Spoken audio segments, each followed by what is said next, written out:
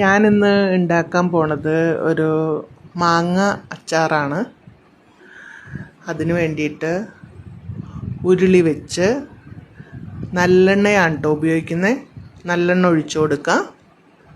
നല്ലെണ്ണ ചൂടായി കഴിയുമ്പോൾ അതിനകത്തേക്ക് പച്ചമുളക് അരിഞ്ഞിട്ടത് കൊടുക്കാം. അതിനകത്തേക്ക് വെളുത്തുള്ളിയും വേണമെങ്കിൽ ചേർക്കാം. ഞാൻ ചേർക്കുന്നില്ല.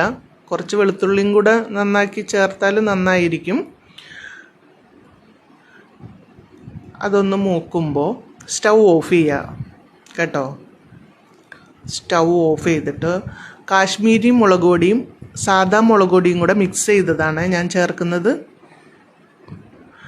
അത് ചേർത്ത് ഇളക്കുക. ഇളക്കി കഴിഞ്ഞിട്ട് അതിനകത്തേക്ക് തലേ ദിവസം അരിഞ്ഞ് ഉപ്പ് ചേർത്ത് വെച്ച മാങ്ങ ഇട്ട് കൊടുക്കാം. എന്നിട്ട് സ്റ്റൗ ഓണാക്കുക. സ്റ്റൗ ഓണാക്കിയിട്ട് നല്ലോണം മിക്സ് ചെയ്യുക.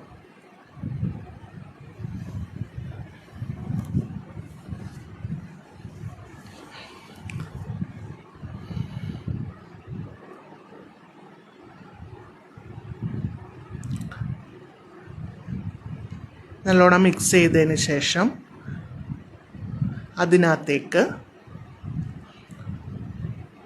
വറുത്ത് പൊടിച്ചു വെച്ച ഉലുവാപ്പൊടി ചേർക്കാം. പിന്നെ വറുത്ത് പൊടിച്ച കായം ചേർത്ത് കൊടുക്കാം. ഇത് രണ്ടും ചേർത്തിട്ട് നല്ലോണം ഒന്ന് മിക്സ് ചെയ്യുക.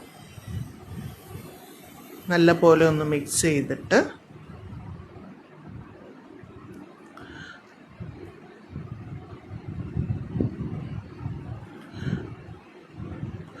മാങ്ങ അധികം നേരം വേവിക്കേണ്ട ആവശ്യമില്ല.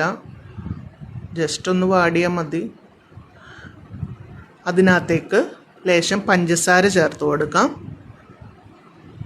ലേശം പഞ്ചസാര നേരിയൊരു മധുരവും കൂടി ഉണ്ടായാലേ ഒരു ടേസ്റ്റ് വരുള്ളൂ. നിങ്ങളങ്ങനെ ചേർക്കാറുണ്ടോ? ചേർക്കാറുണ്ടെങ്കിൽ ഒന്ന് കമൻറ്റ് ചെയ്യണേ. ഇളക്കി കൊടുക്കാം. എന്നിട്ട് വിനാഗിരി ഒഴിച്ചു കൊടുക്കുക. ഞാൻ നല്ല നാടൻ ചൊറുക്കയാണ് കേട്ടോ ഉപയോഗിക്കുന്നത്.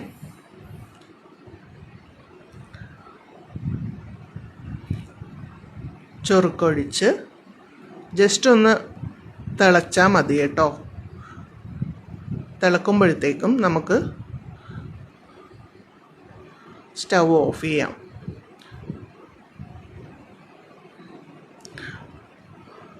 ഇത് 2 ദിവസം കഴിഞ്ഞ് ഉപയോഗിക്കുകയാണെങ്കിൽ നല്ല ടേസ്റ്റ് ആയിരിക്കും കേട്ടോ.